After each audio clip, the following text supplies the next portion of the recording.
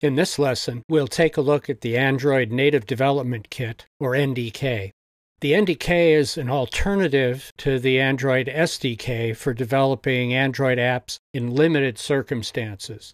The NDK should only be used when it's absolutely essential.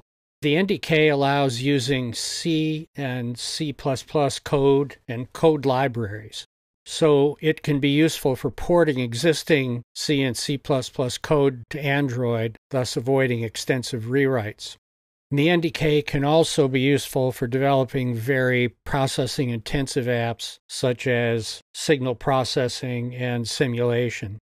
Using the NDK won't, however, benefit most apps. In fact, Google recommends against using the NDK unless it's considered essential for the app. And using the NDK will result in more complex and costly development than using the SDK. And using the NDK will usually result in only minor performance improvements over the SDK. I've included a link in the graphic here to the Android web page for the NDK.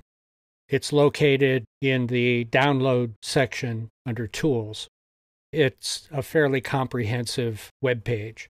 Includes background information, download links, revision information, system and software requirements, installation instructions, getting started information, some direction on using the NDK, contents of the NDK, information on development tools, documentation, and finally, sample apps. In making your decision about the NDK versus the SDK, if you need to compare Java and C++ languages, I've included a graphic showing a feature-by-feature comparison between the two. So that's a very brief overview of the NDK, and we won't be using the NDK during this course. If you need more information about the NDK, you can consult the Android website, or you might take a look at Stack Overflow or try an internet search on specific NDK topics.